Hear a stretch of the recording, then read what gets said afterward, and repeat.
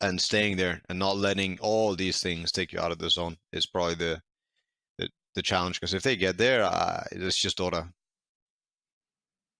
So the only person that has also TI versus coaching is very different. And crowd, no crowd. There, yeah, for surely there's going to be a big difference for him. No doubt about it.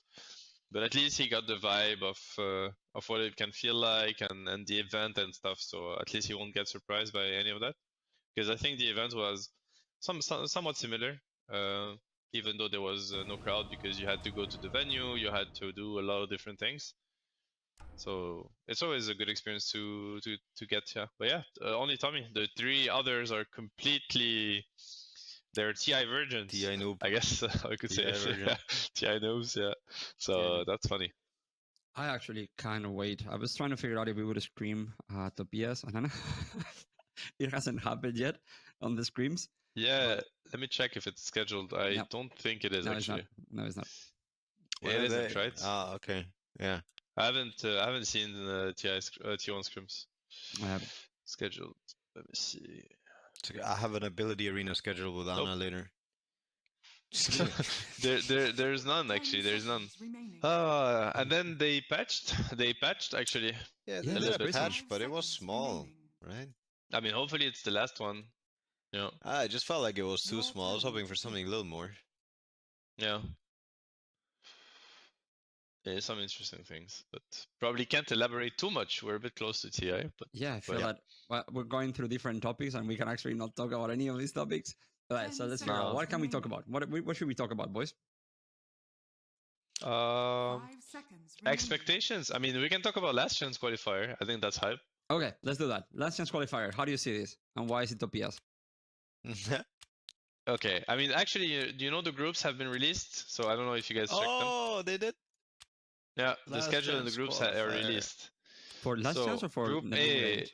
For last chance, he's saying. By the way, is this live or like as in offline or yeah, online? It's offline. They're flying there. Okay. Because the Navi players and the outsider players are still playing pubs. Yeah, I don't. They're probably not gonna go there, I guess, to bootcamp. You know, I can imagine a lot of teams don't commit to like a bootcamp for this. Dude, I cannot believe like Wildcard Gaming is gonna be playing. It's crazy. The names of the play. I think a lot of players. That's what I mean with some regions. Like sometimes, like no disrespect to these players, but I think there's a lot of players out there that are gonna watch that team and are gonna be like, why the hell do I not get to compete if they do? Where's their position 2 on Liquipedia? Wildcard Gaming. They only have a team of 4. I think they ranked them. They ranked them with the regions from what I see. But so the groups are Group A: Navi, Nouns, Polaris, Team Secret, Tempest, VG Gaming, and Group B: Infamous, T1, Team Liquid, VP, Wildcard Gaming, and Extreme Gaming. It's hard to pick which group is the most stacked. I think to me it depends a lot on Infamous. Yeah, I would say B. It depends on Infamous. I don't know how strong they are. I think they're the best team in SA out of would you put Polaris as like a strong team or what? Well, who is strong on A? Polaris is decent. I mean, yeah, I think Secret, Navi. I mean, Vici is not bad. And Vici, definitely, Vici is good. Vici is pretty decent, yeah. Okay. I mean, they maybe beat A IG. Then. Yeah, maybe A. Yeah, no, I think B. I agree with you. I think B is more stacked. It depends on Infamous, like you say, because I don't know. They could also be. Yeah, but Extreme is super strong. Like super strong. Like Extreme is insane. They're probably the favorites to win it all. Yeah, I see him as PYW, all the 11 paparazzi. Okay, no, I think Extreme and VP might be very strong. Liquid could be super strong too. Tier 1 could be very strong. So you have 4 teams that are contenders, clear contenders. I just hope that when it's Anna Podge time and they're maybe not doing so well or they need a win, I just hope I don't see him missing hooks, you know? Like, that's gonna break my heart for some reason. Have you seen Anna and he's playing on Dying +1? Yeah, bro. Like, no. It's time to stop. It's time to go back to Anna Morph and Anna Spectre, please. Yeah. I mean, yeah. I mean, we'll see. We'll see. Maybe they have other things cooked for the actual thing. But yeah, Group B looks pretty stacked. Yeah, Group A, I don't know. To me, I mean, I don't know much about Tempest, to be honest. And Nouns have been surprisingly good. They actually have brought some big upsets. So we'll see. And Secret didn't look as strong as, you know, they could have No. in the European qualifiers. So They did not. I would tend to say that Group B would probably, yeah. You know, I feel how for Secret and Nigma, the not attending these majors have hurt their drafting a lot. I feel like they're not on par with some of the other teams when it comes to valuing the right heroes. And I think it shows because I think, you know, obviously you get to these big tournaments and you get to play all the teams from all over the world and you play them a lot throughout the tournament. And also I think you just, for some reason, you dissect the meta better when you're there than when you're online, even though you watch everything. For some reason, I don't know. I think that hurts them because I think that was the biggest thing for them during the qualifiers. So if that gets fixed, I wouldn't be surprised seeing them strong again, like as strong as they looked in Riyadh. Because that was the last time where I think they looked very dominant and people were like, wow, okay, Secret's gonna be there this year. So who are the two choices that you make? Who are your two picks to make it? Oh, it's only two, Yeah, right? only 2 teams, bro. Wow, what the hell? Oh my god, 10 teams, all of these are gonna go home. That's some quick math. Yeah, very quick. Two favorites? Yep. Well, I'm gonna go with Extreme Gaming. Okay. That is one. And then I need to pick another one. Yep. Well, I gotta pick T1. Like, Yeah. I refuse to pick anybody else. So For the memes. Houses. now, Extreme and T1. Sorry for the others, but you're not getting in. I would say the same. But okay, so my pick is, do I have to pick T1? Is like because we're cheering for them because we honestly believe that they're gonna make it? That's the question. I mean, okay, I don't believe they will make it. I believe they can make it. Okay. No, but you know, obviously I'm more confident in Extreme Gaming than I am in T1 right now. But they can, for sure. But if you talk about like teams that are maybe a little bit more favored, Extreme, maybe VP. I mean, I wanted to say Liquid, but they've been disappointing so many times in a row now that I don't think they're favorites at this point anymore. I thought VP looked really good at some points during the qualifiers. I mean, they did until they faced Daxak. And then that was it. But then he reminded them who's the boss. Well, my picks, I'm gonna go for... I actually like VP and Secret. Yeah. Yeah, I do like a lot of the Chinese team that you guys are mentioning, but honestly, I don't know them enough to just pick them. I think VP and Secret could come out triumphant from here. I mean, it just depends what Secret shows up, you know? There's some Secret that is stronger than the other one, you know? And when they show up, maybe they dominate the group, and then they get on the upper bracket, you know? You end up playing Liquid or something like that. The next thing you know, you're in the semifinals. You're like one game away, you know, from making it. Yeah. I mean, VP can be very strong. Yeah. I feel. No. Okay. And then only 2 of these teams will make it. The rest are sent home. No tickets, no hotels, no nothing. Then just ship you home. And then the real TI starts. But this year is going to be a little bit different, you know, because the timing and how long the TI is. How do you think that now we have to prepare, or how will teams prepare for a longer TI with more breaks in the middle? Do you think it's good for the show, bad for the show, good for the teams? I mean, I think it's really rough as a player. That's all I can say.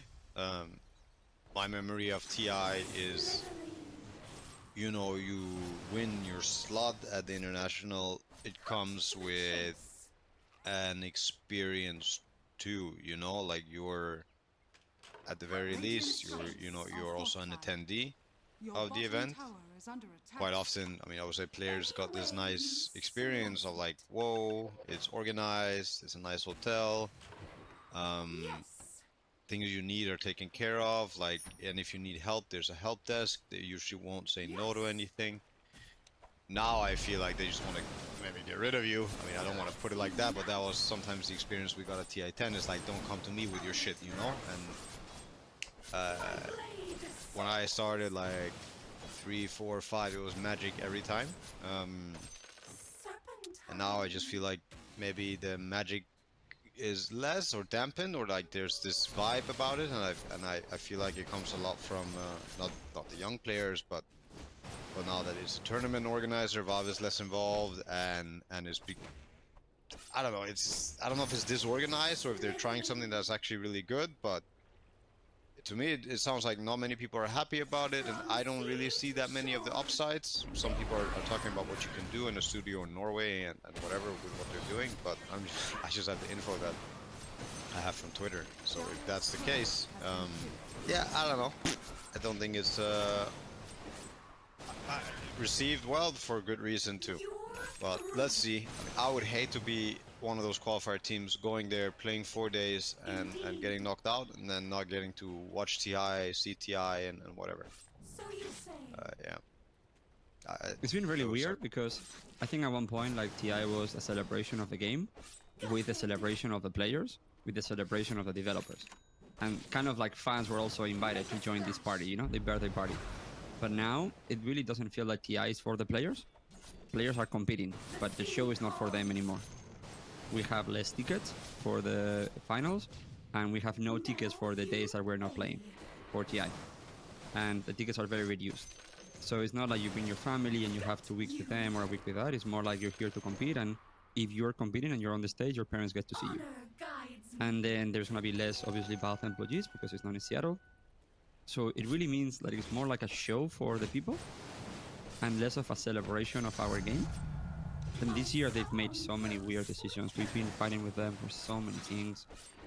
The flights, the hotels, they're only like you have to leave one city and come back to the same city. So for example, some of our players will go from the bootcamp, which was in Lisbon, but after TI they cannot go home. They have to go back to Lisbon and then go home because they're not allowing like multi-city travel. So you go back and forth.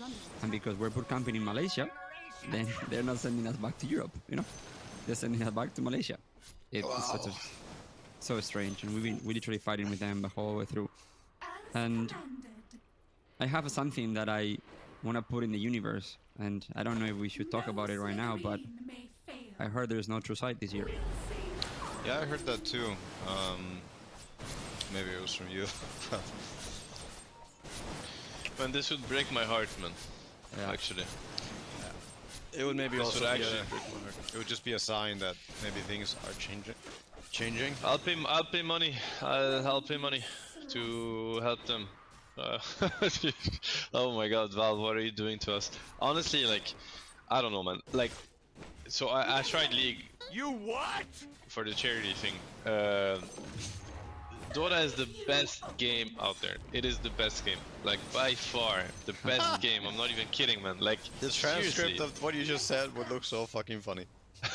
I've tried League. Dota is the best game ever. It is the best game out there, but man, like, can they try? Can they start trying? Like, seriously. Like, it's not gonna be the best game forever, and eventually, I mean, I feel like it's gonna die if they. The only reason why it's alive is because of how good of a game it is and how good of a community it is, honestly. But I don't know if these things can stay forever. And at that point, I don't know what, you know, like, I wish that Valve would capitalize on how good of a game it is. Why do they care about It's really starting to kill me, They man. have the capital already, bro. It's actually like I felt like a lot of people were complaining, and sometimes it was fair and sometimes it wasn't. Like over the years, I feel like we're at a point right now where it's outrageous. Honestly, I don't know. It's so demoralizing, and I don't hate Valve by any means. Like, I like them a lot, and you know, I've always trusted them a lot. But I'm losing some of this trust. I'm not gonna lie, over some other recent things. It does feel like more and more that they really don't care. I didn't really believe it. I felt it was like poorly handled, and that they were, you know, so the speech that they gave at the first TI was like, hey, we do this because out of passion, kind of, like, we're not esports specialists and we don't intend to become such. We make games and we focus on making the best game possible, and then we'll try our best with the rest. which, you know, you can't blame them from not doing. Yeah, I mean, they did great overall, you know. And for the things that they kind of messed up, it was fair. I mean, they kind of, you know, when you listen to their position, it's like, well, fair enough. You know, maybe you can. And they were looking for feedbacks, like, how can we do better? It's like, okay, awesome. You know, they're trying. But I don't buy that anymore. It feels like they're not even trying anymore, and that really silenced me. I'll be honest. I wish something could be done about it. But you know what's weird is that I feel like the game is at the best it's ever been in terms of mechanics, accessibility, in terms of you know, cool features. Like, you know, I'm thinking, because the comparison I drew with League of Legends, it was not only gameplay obviously, but it's mostly like also features in the game. You know, chat wheels, replays. Yes.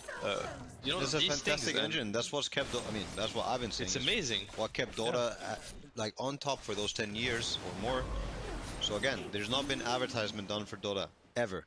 You know, by Valve anyway. Like, Yeah, maybe by exactly. other people, never. So it also goes to show like how you go about things and how you're also going to succeed. And I think Dota succeeded through, you know, the word of mouth and just having the best engine, having the best product.